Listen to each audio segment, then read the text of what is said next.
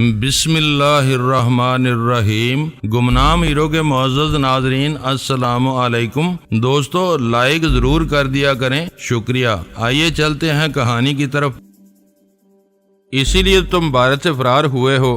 Police head office میں کئی گواہ نکل آئیں گے جو بتائیں گے کہ تم آج صبح سے دوپہر تک پولیس ہیڈ کوارٹر آفس میں ڈیوڈ کے بارے میں معلومات جمع کرتے پھر رہے تھے۔ تم مجھے بے لوث تعاون کا یہ انعام دو گی؟ رابرٹو نے مجروح لہجے میں شکوہ کیا۔ میری جان، تم کو بھاگنے یا پریشان ہونے کی ضرورت نہیں۔ ویرا نے اس کے شانے پر ہاتھ رکھ کر پیار سے اسے سمجھایا۔ دعا کرو کہ میرے اندیشے غلط ثابت ہوں۔ کوئی گڑبڑ ہو بھی گئی تو ہماری خاموشی اور رازداری ہماری جان بچائے گی۔ حالات نے ہمیں یکجا کر دیا ہے تو اب میرے کہنے پر عمل کرتے رہو۔ 2-4 دن میں سب ٹھیک ہو جائے گا۔ ایسی پریشانیاں زندگی کا ایک حصہ ہوتی ہیں۔ رابرٹو کو چپ سی لگ گئی۔ لابی میں داخل ہو کر ویرا نے کاؤنٹر سے چابی لی اور رابرٹو کو ایک مرتبہ پھر پچکار کر اوپر بھیج دیا۔ وہ خود پبلک فون بوتھ کی طرف چل دی۔ 24 گھنٹے پورے ہونے والے تھے۔ مجھے رینا کا دور دور تک کوئی پتہ نہیں تھا۔ میں اسے فون کرنا چاہ رہا تھا۔ میں اسی کوفت کے عالم میں مسحری پر دراز تھا کہ فون کی گھنٹی بجنے لگی۔ میرے ذہن میں ویرا کا دور دور تک کوئی خیال نہیں تھا۔ میں نے رینا کی کال کی امید میں ریسیور اٹھایا تو کانوں میں ویرا کی سرد سی آواز آئی۔ ہیلو، کیا میں تم سے کھل کر بات کر سکتی ہوں؟ اس نے براہ راست سوال کیا تھا۔ میں ایک پبلک بوتھ سے بول رہی ہوں۔ میں نے فوراً CSD آن کر دی اور سرد مہری سے کہا، فون کیا ہے تو بات بھی کرو، مگر میں نے تمہیں دور رہنے کا مشورہ دیا تھا۔ اس نے بے اعتنائی سے میری بات کاٹ دی۔ وہ تمہارا آخری فون تھا، یہ میرا آخری فون ہے۔ تم کیا کہنا چاہ رہی ہو؟ اس کی خاموشی پر میں نے سوال کیا۔ یہ بتانا چاہ رہی ہوں کہ جب تک میں تم پر انحصار کر رہی تھی میرے ہاتھ پیر بندھے ہوئے تھے۔ اس قید سے نجات ملتے ہی مجھے راستہ نظر آنا شروع ہو گیا ہے۔ میں نے ایک کاٹھ کے الو کی مدد سے پہلا قدم اٹھا لیا ہے۔ ڈیوڈ جہنم واصل ہو چکا ہے۔ ویرا، میرا لہجہ بے ساختہ غسیلا ہو گیا۔ یہ تم نے کیا کیا؟ اس نے ایسی کوئی خطا نہیں کی تھی۔ اس کی پیشی تم نے نہیں، میں نے بھگتی تھی۔ مجھے معلوم ہے کہ اس کا قصور کتنا سنگین تھا۔ تم نے بتایا تھا کہ اس کی نیت خراب تھی، مگر کسی زیادتی سے پہلے نقشیب کا فون آ گیا تھا، اور عورت کے لیے زیادتی ہی سب کچھ نہیں ہوتی۔ ویرا نے ایک مرتبہ پھر میری بات اڑا دی۔ حالات کے جبر میں عورت زیادتی کو بھی خاموشی سے سہ لیتی ہے، لیکن بعض باتیں ناقابل معافی ہوتی ہیں۔ یہ مجھے معلوم ہے کہ میری سفید رنگت اور پاکستانی پاسپورٹ کی آڑ لے کر اس نے کس طرح میری تذلیل کی تھی۔ جو کچھ اس کے ساتھ ہوا ہے وہ اس سے بھی برے انجام کا حقدار تھا۔ بھیڑیے دیر تک زندہ رہیں تو ایک ایک کر کے سارے بھیڑوں کو کھا جاتے ہیں۔ تم اپنے ساتھ میرے لیے بھی مسائل پیدا کرو گی، میں نے غصے اور بے بسی سے کہا۔ تمہارے لیے کوئی مسئلہ کھڑا نہیں ہوگا۔ اگر کچھ ہونا ہے تو میرے ساتھ ہوگا، اسے میں دیکھ لوں گی۔ ہماری منزل ایک ہے، راستے الگ الگ ہیں، کہیں نہ کہیں آپس کا ٹکراؤ بھی ہو سکتا ہے۔ میں نے اپنے غصے پر قابو پا کر اسے ایک بار پھر سمجھانے کی کوشش کی۔ تم معاملات کی نزاکت کو ذرا بھی نہیں سمجھ رہی ہو۔ کل شام تک میری عقل واقعی معاف تھی، اس کے بعد سے میں ہر بات سمجھ رہی ہوں۔ تم مطمئن رہو، میں تمہارا راستہ نہیں کاٹوں گی۔ تم ایک نام اپنے ساتھ لے کر آئے ہو، میں بھول کر بھی اس کی طرف نہیں دیکھوں گی۔ ٹکراؤ کا خطرہ نظر آیا تو میں خود پیچھے ہٹ جاؤں گی۔ وہ بحث کو طول دینے میں ملکہ رکھتی تھی۔ اس وقت اس کے مزاج میں ضد سمائی ہوئی تھی۔ میں محسوس کر رہا تھا کہ وہ میری کسی معقول بات پر کان نہیں دھرے گی۔ مجھے یہ بھی نظر آ رہا تھا کہ اس نے اپنا ہوٹل تبدیل کر لیا تو اسے تلاش کرنا مشکل ہو جائے گا۔ اس وقت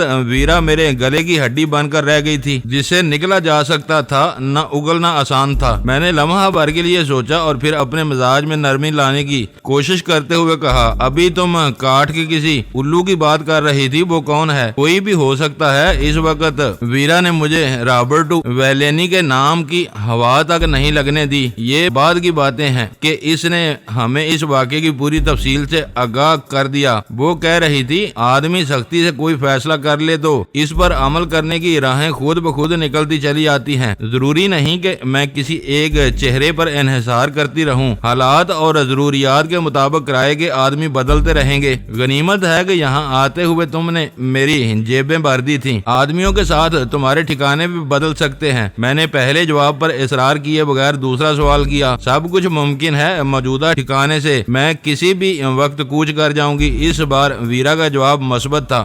مجھے کیسے پتا چلے گا کہ تم کہاں ہو؟ میں نے پوچھا۔ جب ایک دوسرے سے کٹ کر بالکل الگ تھلگ رہنا ہے تو پھر تمہیں معلوم ہونا کیا ضروری ہے؟ ہم کہیں بھی رہیں، ہمیں اپنے اپنے مسائل کا بار خود اٹھانا ہوگا۔ ایک کی وجہ سے دوسرے کو پریشان نہیں ہونا چاہیے۔ اس کا لہجہ سپاٹ لیکن مفہوم تنزیہ تھا۔ جگہ تبدیل کرو تو ہم دونوں میں سے کسی کو مطلع ضرور کر دینا، میں نے ضد چوکر کہا۔ اس کا مطلب یہ ہوا کہ فون کرنے کے بارے میں تم اپنی عائد کی ہوئی پابندی واپس لے رہے ہو؟ مجبوری ہے۔ وہ پابندی اس خیال سے لگائی گئی تھی کہ تم سمجھداری سے کام لوگی اور یہاں سے نکل جاؤ گی۔ اگر تم یہاں رہنے پر مصر ہو تو آپس میں اس قدر لا تعلقی نقصان دہ ثابت ہو سکتی ہے۔ اگر یہ تمہارا نیا فرمان ہے تو میں پہلے کی طرح اس کا پاس کروں گی، جگہ تبدیل کرتے ہی تمہیں مطلع کر دوں گی۔ اس کی گفتگو میں طنز و احتجاج کی کثرت تھی، مگر میں نے ایک بات خاص طور پر نوٹ کی کہ ویرا نے احتیاط کا دامن نہیں چھوڑا تھا۔ اس نے صرف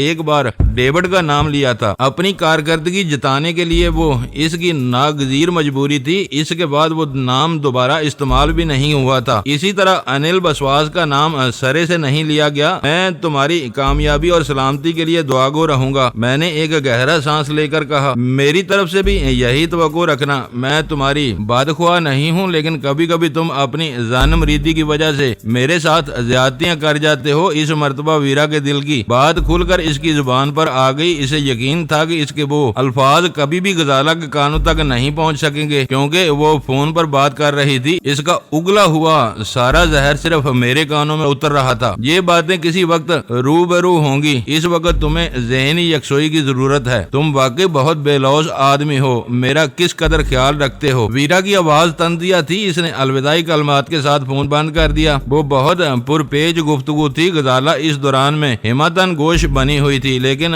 محض میرے فکروں سے صحیح نتیجہ اخذ نہیں کر سکی تھی۔ بس اسے یہ اندازہ ہو گیا تھا کہ ویرا نے کوئی گڑبڑ کر دی تھی جس پر میں ناخوش تھا۔ کیا ہوا؟ وہ کیا کہہ رہی تھی؟ فون کال ختم ہوتے ہی اس نے متجسس لہجے میں سوال کیا۔ وہ بہت ہٹ درم ہے۔ اس نے انسپیکٹر ڈیوڈ کو ٹھکانے لگا دیا، میں نے نیچی آواز میں کہا۔ شاید اسی اطلاع پر آپ نے کہا تھا کہ اس نے ایسی کوئی خطا نہیں کی تھی۔ تم خود بتاؤ کہ این کا یہ قدم کہاں تک درست ہے؟ ایک مجاز افسر اپنے شبہات دور کرنے کے لیے کسی کو بھی طلب کر سکتا ہے، اور ہم اپنے گریبانوں میں جھانکیں تو ہم تینوں ہی مشتبہ عزائم لے کر یہاں آئے ہیں۔ ہمیں بھی گوپال اور اس کے ساتھیوں کی طرح غیر ضروری کارروائیوں سے بچنا چاہیے۔ فرق صرف اتنا ہے کہ وہ عدم تشدد کی پالیسی پر چل رہے ہیں، ہم سامنے آنے والے کی گردن اڑا دیں گے۔ اس نے خطرناک حرکت کی ہے۔ اس خبر نے غزالہ کو پریشان کر دیا تھا۔ پولیس والے اپنے ایک سینئر ساتھی کا خون اتنی آسانی سے برداشت نہیں کریں گے۔ وہ چند گھنٹوں میں این تک پہنچ جائیں گے۔ خدا نہ کرے کہ ایسا ہو، میں نے بے ساختہ کہا۔ ایسا ہوا تو ہم بھی محفوظ نہیں رہ سکیں گے۔ ہمیں پتہ نہیں کہ اس نے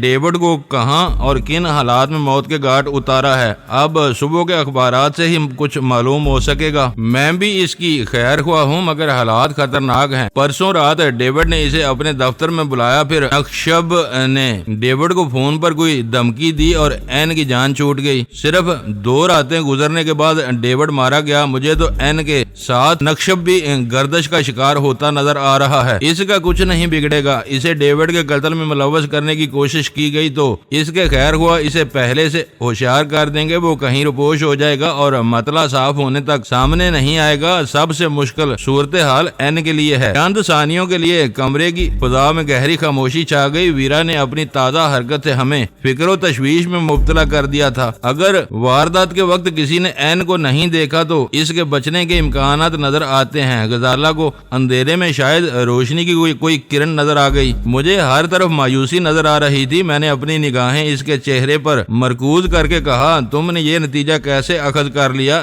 یہ بات تو بالکل صاف ہے کہ وہ کسی کی نظروں میں نہیں آئی ہوگی۔ کسی نے اسے قتل کرتے ہوئے دیکھ لیا ہوتا تو وہ اپنے ہوٹل یا پبلک بوتھ سے اتنی بے فکری سے باتیں نہیں کر رہی ہوتی، پکڑی جاتی یا پھر اپنا پیچھا کرنے والوں سے جان بچانے کے لیے دیوانہ وار کسی پناہ گاہ کی تلاش میں بھاگ رہی ہوتی۔ پھر ہمیں اس کی طرف سے پر امید رہنا چاہیے۔ اس کے ساتھ ہم بھی پریشانیوں سے بچے رہیں گے۔ میں فون پر این سے جرا نہیں کر سکا، لیکن تمہارے اس نظریے کی وجہ ضرور جاننا چاہوں گا۔ ہمارے ساری دلچسپیاں این کی ذات تک محدود ہیں۔ ہم اس کی حرکت کے بارے میں ایک خاص زاویے سے سوچ رہے ہیں، لیکن انسپیکٹر ڈیوڈ ایک پولیس افسر تھا. وہ صبح سے شام تک نہ جانے کیسے کیسے لوگوں کی کیا درگت بناتا ہوگا. ان میں سے کوئی بھی مشتعل ہو کر اسے مار سکتا ہے. یہ 2-4 راتوں کی بات نہیں ہے. ڈیوڈ پرانا افسر ہے. برسوں کی نوکری میں اس نے نہ جانے اپنے کتنے دشمن پیدا کیے ہوں گے. غزالہ کی وہ دلیل معقولیت پر مبنی تھی.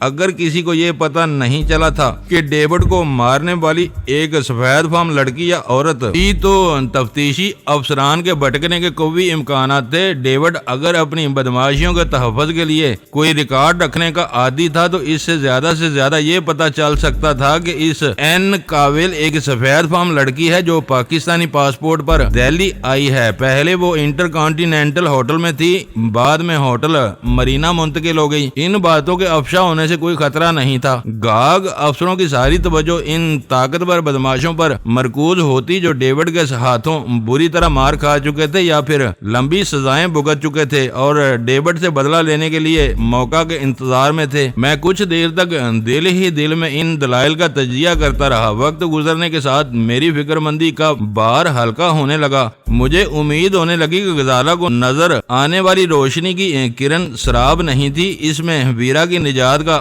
راز پوشیدہ تھا. ویرا کی سلامتی کے بارے میں تشویش کم ہونے کے ساتھ میرے ذہن پر رینا سوار ہونے لگی. پہاڑ جیسا دن گزر گیا لیکن اس کا دور دور تک کوئی پتہ نہیں تھا. اس کی طرف سے کسی متوقع رابطے کی امید میں ہوٹل کے کمرے میں بند کر رہ گیا تھا. میں ایسی کوئی صورتحال پیدا نہیں کرنا چاہتا تھا کہ میرے لیے رینا کا فون آئے اور میں اس سے بات نہ کر سکوں. میری نظریں ٹیلی ویژن اسکرین پر جمی ہوئی تھی لیکن ذہن مسلسل رینا عزیز رائے کی ذات میں الجھا ہوا تھا. ویرا کے بارے میں تشویش کم ہونے سے میرے ذہن میں ایک نئی سوچ بھی جنم لے رہی تھی جو قطعی غیر ارادی تھی. ویرا کسی بھی طرح میری حریف نہیں تھی. میں اس کی کامیابیوں پر خوش ہوتا تھا. وہ ہماری فتح پر خوشی سے پھولی نہ سماتی تھی مگر اس وقت میرے ذہن میں رشک یا حسد کی لہر سی اٹھ رہی تھی. وہ ہم سے عملی طور پر الگ ہونے کے بعد بھارت کی سرزمین پر کامیابی سے اپنا پہلا شکار کھیل چکی تھی جبکہ ہمارا سکور 0 تھا. حالات کا فرق اپنی جگہ بہت اہم تھا لیکن وہ ذہنی رو ہی کیا جو کسی دلیل کی طرف مائل ہو جائے. انسپیکٹر ڈیوڈ نے ویرا کی تذلیل کی. ویرا نے اسے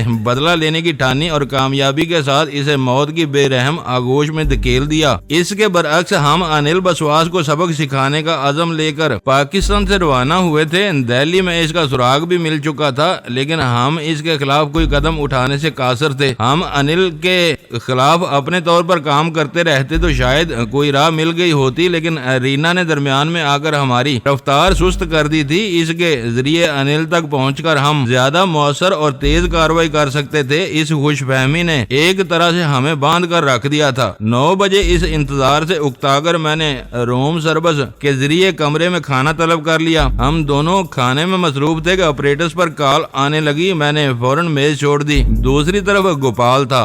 میری طرف سے جواب ملنے پر اس نے سپاٹ لہجے میں کہا, تم ہوٹل کے کمرے میں بیٹھے ہوئے ہو یا کہیں اور ہو؟ کہیں اور ہوتا تو تمہاری کال کا جواب نہ دے پاتا. بس رینا کا انتظار ہے. وہ خود آئی نہ اس کا فون آیا. اوہ, اس کی معنی خیز آواز سنائی دی. تم انتظار کی کربناک کیفیت سے گزر رہے ہو. میں نے دانستہ تمہیں دن بھر نہیں چھیڑا. مجھے ڈر تھا کہ میری کال تمہاری کسی اہم مصروفیت میں خلل انداز نہ ہو. کال کر لیتے تو بہتر ہوتا. دن بھر ہر طرف سے سناٹا رہا. اس وقت کیسے یاد کیا ہے؟ شاید تمہیں باہر کی کوئی خیر خبر نہ ہو. پورے دہلی میں سنسنی پھیلی ہوئی ہے. کسی نے نجف گڑھ کے نالے کے قریب انسپیکٹر ڈیوڈ کو مار ڈالا ہے. میں ایک لمحے کے لیے تذبذب اور بے یقینی میں پڑ گیا. اپنی باخبری کا اظہار کرتا تو اسے یہ بھی بتانا پڑتا کہ وہ کاروائی ویرا نے کی تھی اور وہ خبر اسی کے ذریعے مجھ تک پہنچی تھی. میرا پختہ یقین تھا کہ وہ ویرا کے اس اقدام کی حمایت نہ کرتا. میں نے حیرت سے کہا, یہ کب کا واقعہ ہے؟ آج شام دفتر سے واپسی پر وہ ایک ویران سڑک پر سے گزر رہا تھا کہ نامعلوم قاتل کا نشانہ بن گیا. افسوس کی بات ہے سخت گیر پولیس افسروں کے بارے میں ہر وقت یہ دھڑکا لگا رہتا ہے کہ وہ کسی گمنام قاتل کی چلائی ہوئی گولی کا نشانہ نہ بن جائے. تم نے اس کے بارے میں مجھے باخبر کرنا کیوں ضروری سمجھا؟ یہ ایک مقامی واقعہ ہے. پرسوں ہمارے درمیان بھی اس کا نام گردش میں تھا. میں نے ضروری سمجھا تھا کہ تمہیں آگاہ کر دوں. ابھی تفصیلات سامنے نہیں آئی مگر سنا گیا ہے کہ اس پر گولی وغیرہ نہیں چلائی گئی. وہ کسی سیریل اثر زہر کا شکار ہوا ہوگا. میں اس درجے کے لوگوں سے الجھنا حماقت سمجھتا ہوں۔ میں نے بے پرواہی سے کہا، یہ بات میں بھی سمجھتا ہوں۔ اس نے اعتراف کیا، مگر میرے ذہن میں ایک موہوم سا اندیشہ تھا کہ اس نے تمہاری دوسری پارٹی کو چھیڑا تھا۔ وہ سب سے آسان نشانہ تھا، ہو سکتا ہے کہ بیکاری دور کرنے کے لیے اسے ہٹا دیا گیا ہو۔ بڑا ہدف سامنے ہو تو چھوٹے نشانوں پر نگاہ نہیں ٹھہرتی۔ میں نے اس کی مزید قیاس آرائی کی راہ مسدود کر دی۔ اگر تھوڑی دیر تک رینا کی طرف سے کوئی رابطہ نہ ہوا تو میں خود اسے فون کروں گا۔ گھما پھرا کر بات کرو گے تو تمہیں پتہ چل جائے گا کہ وہ اس کے کسی گھر کا نہیں، ڈانس اکیڈمی کا فون نمبر ہے۔ فکر نہ کرو، تمہاری کہی ہوئی ہر بات میرے ذہن میں محفوظ ہے۔ بات ختم ہو گئی ہے۔ میں نے اس سے غلط نہیں کہا تھا۔ رینا کے بارے میں گوپال اور اول خان کی طرف سے ملنے والی معلومات یکجا ہو کر میرے ذہن میں کھچڑی سی پکا رہی تھی۔ اس سے وہ سب باتیں فون پر نہیں کی جا سکتی تھیں۔ ان کی تصدیق کے لیے رینا سے میری ملاقات ضروری تھی۔ ٹرانسمیٹر پر موصول ہونے والی گوپال کی کال سے ویرا کے بارے میں میری تشویش کے گھٹتے ہوئے سائے پھر دراز ہو گئے۔ دہلی ایک بڑا اور کاسموپولیٹن شہر تھا۔ وہاں روزانہ قتل سمیت بہت سے جرائم رونما ہوتے رہتے تھے۔ گوپال نے پچھلے دنوں میں کبھی بھی مجھے کسی جرم کے بارے میں باخبر کرنا ضروری نہیں سمجھا تھا۔ انسپیکٹر ڈیوڈ کے قتل کے بعد اس نے جو کچھ سوچا تھا وہ حقیقت سے قریب ترین تھا۔ میرے ذہن میں ایک مرتبہ پھر وسوسے سر ابھارنے لگے۔ اگر گوپال ان خطوط پر سوچ رہا تھا تو دوسروں پر بھی کوئی قدغن نہیں تھی۔ جب تک ڈیوڈ کے قتل کی تفتیش کوئی واضح رخ اختیار نہیں کرتی، ویرا کے سر پر خطرے کی تلوار لٹک رہی تھی۔ ویرا اور رینا اور ویرا، میرا ذہن ان دونوں کے درمیان بٹا ہوا تھا۔ میں نے مضطربانہ انداز میں کمرے میں ٹہلنا شروع کر دیا۔ آپ بلا وجہ سوچ کر پریشان ہو رہے ہیں۔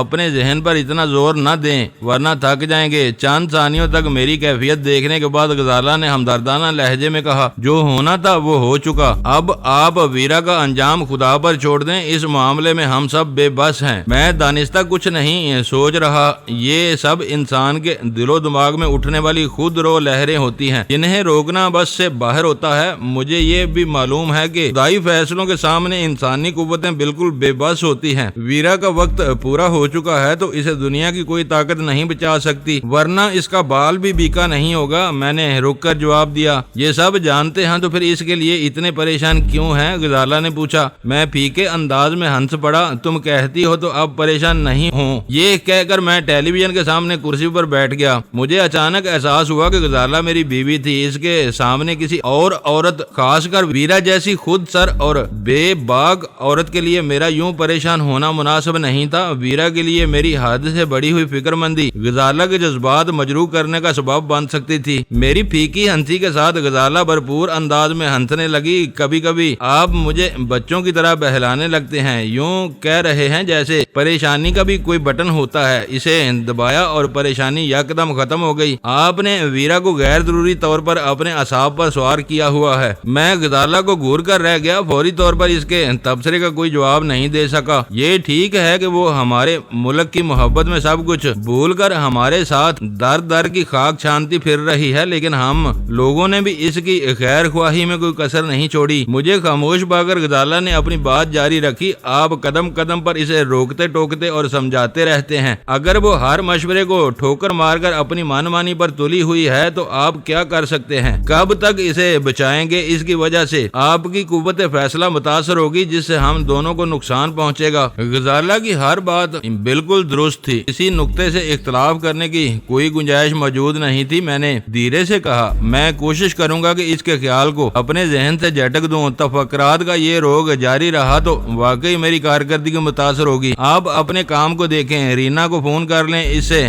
آپ کا دھیان بٹے گا۔ چند ثانیوں کی خاموشی کے بعد غزالہ نے تجویز پیش کی۔ اس دوران میں دوردرشن سے خبریں شروع ہو چکی تھیں۔ میں نے غزالہ سے کہا کہ خبریں سننے کے بعد رینا کو فون کروں گا۔ اگر دہلی میں انسپیکٹر ڈیوڈ کے قتل کی کوئی اہمیت تھی تو وہ خبر دوردرشن پر ضرور آنی چاہیے تھی۔ وقت دھیرے دھیرے گزرتا رہا۔ ملکی اور بین الاقوامی خبروں میں کہیں بھی انسپیکٹر ڈیوڈ کا ذکر نہیں تھا۔ ہم اس واقعے میں کسی حد تک ملوث ہیں، اس لیے اس بارے میں سوچ رہے ہیں۔ یہ ایک مقامی واقعہ ہے، اخباروں سے ہی اس بارے میں کچھ پتہ چل سکے گا۔ غزالہ نے ٹیلی ویژن کی آواز دھیمی کرنے کے بعد کہا، اب مجھے تمہارے مشورے پر عمل کر لینا چاہیے، میں نے مسکرا کر کہا اور فون کی طرف بڑھ گیا۔ رینا اجیت رائے کا تعلق ہمارے دشمنوں سے تھا۔ اس سے بات کرنے کے دوران میں CSD کے استعمال کی کوئی ضرورت نہیں تھی، وہ آپریٹرز بند تھا۔ میں نے اسے چھیڑے بغیر رینا کے کارڈ پر چھپا ہوا نمبر ملا لیا۔ دوسری گھنٹی پر ایک پختہ نسوانی آواز میرے کانوں سے ٹکرائی۔ کون ہے؟ کیا کام ہے؟ بے اختیار میرا دل چاہا کہ میں اس سے کلاسیکل ڈانس اکیڈمی کے بارے میں پوچھوں اور تصدیق یا تردید سننے کے بعد فون بند کر دوں، مگر اس موقع پر ایسی کوئی معمولی سی حرکت بھی حریفوں کو ہوشیار کرنے کا سبب بن سکتی تھی۔ جب تک میں رینا کی زبان سے کچھ نہ اگلوا لیتا، میرا محتاط رہنا بہت ضروری تھا۔ میں مظہر بول رہا ہوں، رینا سے بات ہو سکتی ہے، میں نے کسی توقف کے بغیر ماؤتھ پیس میں کہا۔ ہولڈ کرو، میں دیکھتی ہوں۔ اس جواب کے ساتھ ریسیور پر موسیقی کی مدھم سر گونجنے لگی۔ اس عورت کا لب و لہجہ خالص پیشہ ورانہ تھا، جیسے وہ برسوں سے فون آپریٹر کے طور پر کام کر رہی ہو۔ اس آواز میں